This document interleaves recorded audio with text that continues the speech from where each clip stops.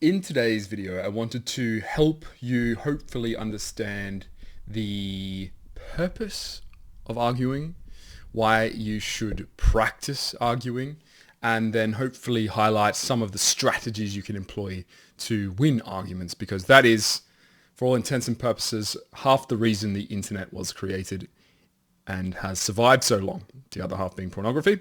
So without further ado, I will introduce you to here, which is a graph you may have all seen called Graham's hierarchy of disagreement, in which Paul Graham, which is a Silicon Valley nerd, walks you through his structuring of several ways to counter an argument and what exactly that could do for your case and your supporting arguments in this moot arena. Why exactly will you have a refutation of a certain principled analysis, or as you see here, ad hominem name calling, things like this, why this maybe he feels at least discredits the way that you argue.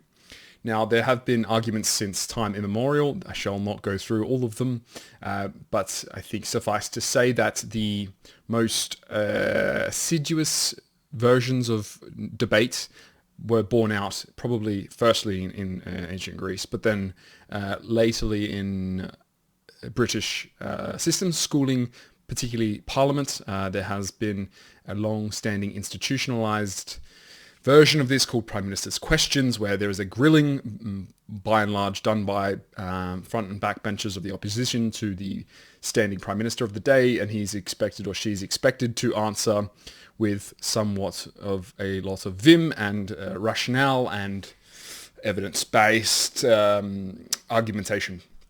Americans have something similar in their courts. That's why you see a lot of TV shows in America based around lawyers, because Americans also love arguing, they love debate, but they also have a different forum for it, and that is exactly why you see lawyer TV shows and popularized media in that way. Now, anyhow, moving into the base core examples as shown here, what you do get is something similar to an entry-level course on these are the sophistication levels of an argument.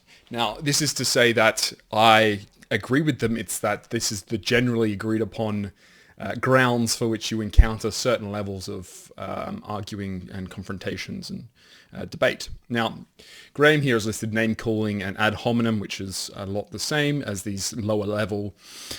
You might call them entry level, but basic forms of argument where you don't address anything around what is being debated. You just name call and you attack the person delivering these messages or theses or refutations themselves. So he considers these rather lowly, and I think in due regard you probably find yourself resorting to them when you are just annoyed or to be flippant or facetious in some way. It's not that they're non-functional. I think there is some degree of cleverness that can be attributed to name calling and ad hominem, and they're not ineffective. I think this whole hierarchy is around an idea of sophistication that doesn't necessarily exist. This is just how a computer scientist, who's based his entire identity and thought process on an engineering schema, would try to engage with an idea, or a person promulgating or averring for a certain idea. Great essayists have resorted to name calling and ad hominem with G.K. Chesterton and for example, as one of the greats who went and did that, but also others such as Winston Churchill. And so it's not, I think, necessarily a wise thing to call this the worst tact you can take, but mostly I think instead of a hierarchy, he probably would have been best off as proffering a level of maturity of discourse, or perhaps something to do with the stylistic requirements at the bottom part of this pyramid need to be higher than the top part, which requires only some robotic, autistic, Asperger's person to spew out very straight to the point refutations. And anyhow, we'll go up with the cycle here because it's presented as this pyramid. Going up to responding to tone. Here, Graham asserts that there's a criticization of the tone of the writing without addressing the substance of the argument. I think this can be fairly, like I said, I think most of these can actually be fairly effective. If you are good at name calling, then you can make people who are participating in a debate as the third party, as the viewers, probably ingratiate yourselves to them and win them over to your side just by virtue of either denigrating your opponent to such a degree that they're embarrassing to be associated with, or elevating yourself through something like humor to a level of, you can't argue with the funny. So, nevertheless, responding to tone. Yeah, you can obviously take this with a grain of salt. I think responding to tone is most useful if you are in a situation where someone is yelling and you're capable of altering the level that you're speaking at. If you are the cool and collected one in a screaming match, you will become probably what is seen as the rational or the reasonable person. I would suggest that this is probably the tact you should use. Otherwise, the opposite can also apply, that if someone, or you're implying that someone is under-treating or not reacting strongly enough to something you consider horrible, then shouting can actually be a very effective way, and raising an alarm situation as, I cannot believe that you think this, in such a calm manner, can also be effective in a way to try to combat this person's ideas or their argument. Contradiction, the next one, states the opposing case with little or no supporting evidence. This can be something as simple as a straw man or a red herring, something where you allow for the analogy to take place in a carbon copy that's not, or that's almost resembles, it's a slightly altered version of the actual reality, because you've analogized it, you've taken it out of its actual core representation and you've tried to re-represent it. Then you can say, oh, look at me, I can oppose this with the alternative case. And that's easy to mislead a lot of people with. Otherwise, a straight contradiction doesn't necessarily, or does not necessitate a good or bad argument. I think contradiction can just, he's put evidence, and once again, I think evidence can be overrated. Evidence is only useful if the people hearing it have either the, I would say, assumption that you actually have presented something to be true, or then they themselves know it's true. So evidence in itself, in a vacuum almost, is useless. So I think contradiction is unfairly probably, well, not maligned, but squished in here. The next one is counter-argument, contradicts and then backs it up with reasoning and or supporting evidence. Just an extension of the one below. Once again, evidence here being not I think, very specific to the situation. I would not necessarily advocate that evidence be the, at least prima facie use would be the go-to here. The next one is refutation. So here we're finding the mistake and explains why it's mistaken using quotes. It's a good way to get punched in the face if you're in a real-life argument with someone who's very close to you and angry. Doing something like this in quotes is what a nerd would do. I would not do this. If you are in an online argument, writing things down, perhaps it can be useful. People have a bit more space and head space in particular in which to consider arguments on the internet, particularly written ones. You have video arguments, or streamers will have debates or whatever nonsense that they come up with, pretending to be boxers in a ring. Here, this can be difficult to do on the fly. Most people are not actually that fluid in their intelligence, and so can't respond as wittily and with a quip as quickly as they ought to or would wish to. And in which case, I think then it's very clear that you should probably stick with this form of argumentation, unless you are very quick on your feet mentally, to stay on the online form or an essay form or in a polemic, something like that. And the last one here in his hierarchy is refuting the central point. So explicitly refuting what is essentially the core thesis. And I think that definitely fundamentally is a good way to argue from a, as I said before, very robotic, practical standpoint. Your issue here is your audience, who you're appealing to in the debate. Now, if you're appealing to no one, as in you're just having a debate with someone else, you're trying to get them to consider or a change in their stance and their opinion. Now, this is just specific and idiosyncratic in how you should argue. If I want someone to change their mind, usually shame or embarrassment is more effective than a logical argument in a lot of cases. If I can transvalue something to them in a way that they are disgusted by the actual proposition of such a thing, then that's much more effective in what you want, which is to win. No one really cares about having stylistic points if you lose an argument, nor do they care if you're rational or irrational. The point of an argument is to win, and ostensibly you do that by utilizing whatever means possible to convince the party opposing you that that's true. Now, if it's a debate, and as I say, much more classical than parliamentarian debate in the UK, in which you're then speaking to voters in a forum by which you're just represented as a sitting member of parliament, and the opposition is, I say ostensibly, is supposed to be ideologically opposed to you in some regard. And if you're not some doctrinaire who's just reading off of a short list of opinions, and you actually have to formulate exactly what you think and feel in a way that's at least spontaneous or extemporaneous, then what you would do is come up with something, hopefully, that combines a lot of these things, even from name calling all the way up to a refutation of a central point. The issue is, and this is why arguing and debate, and this is where it becomes very difficult for most people, is that to differentiate the tools at your disposal and utilizing them singularly where they're most useful at that time and being, because a lot of debates centralize on you would call moral issues. Now, moral issues don't necessarily have a right answer. They have preferential. It's almost defeasible. So if you think of defeasible logic, then you have defeaters and you have an overarching principle. In any case, you have maybe an axiom about which something, therefore, as a corollary must be true, represented to these facts. But sometimes these facts are not represented. So if someone says, I value X, and you, to oppose that, or as a contrarian opinion, don't value that X, then you'll necessarily never agree.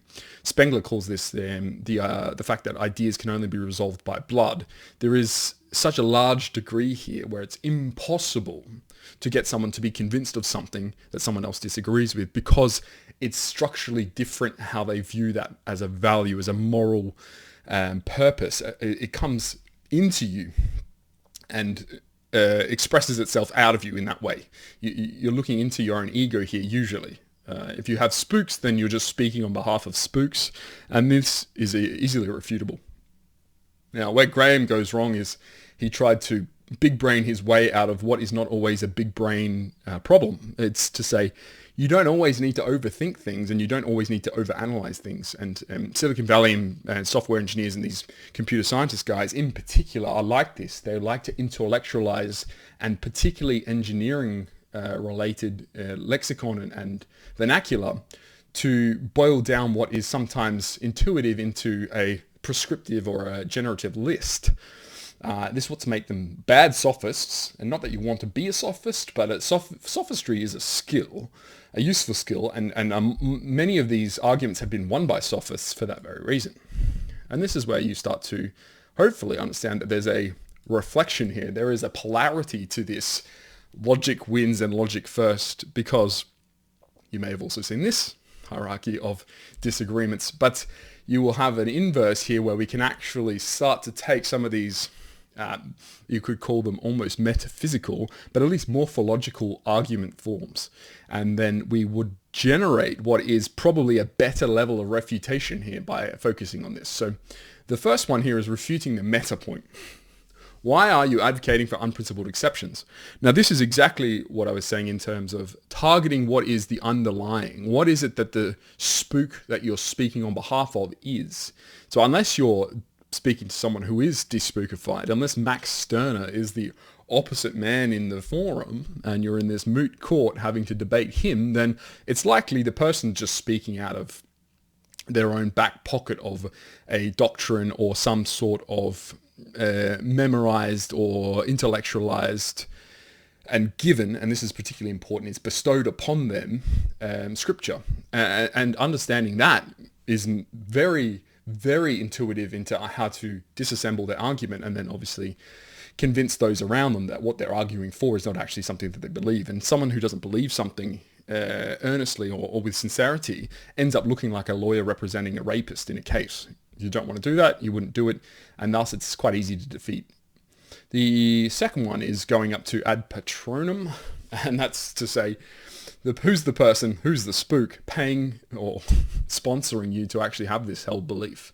If you are debating with, and this, they call it good faith, but there is no such thing, but in a forum where the principles of the debate are at least praxeological and tacit, there's an understanding that we all have that we're going into something to a purpose and having to overcome what is a disagreement, and we're trying to see if there is a resolution here, if there's a space in the game matrix where we can both say, yes, actually, you've convinced me so far and I've convinced the other way. This is only possible when one side holds a belief that's actually true to them, because you'll always give up if you're not being earnest much quickly, because you actually have no stake, you're not having any skin in this game. The appeal to Aesop, so having scorpions never changing their nature, I think from experience, hopefully, that most people are fairly easily adjudged, and that is by their actions, but also the actions derived from who they are. Who they are is fairly decipherable. You have a blueprint of most people, given that they have demographic signalers, and signaling is just an economic term to show you that there are characteristics of someone that tells you probably what they'll be like, and given that they are like that in demonstrable form, is it that I would know every single German would eat schnitzel? No, it isn't. But if I took a bunch of Germans and a bunch of schnitzels to a dinner, I guarantee you I'd have no schnitzels left at the end of that dinner. And so the nature of the German is to eat the schnitzel.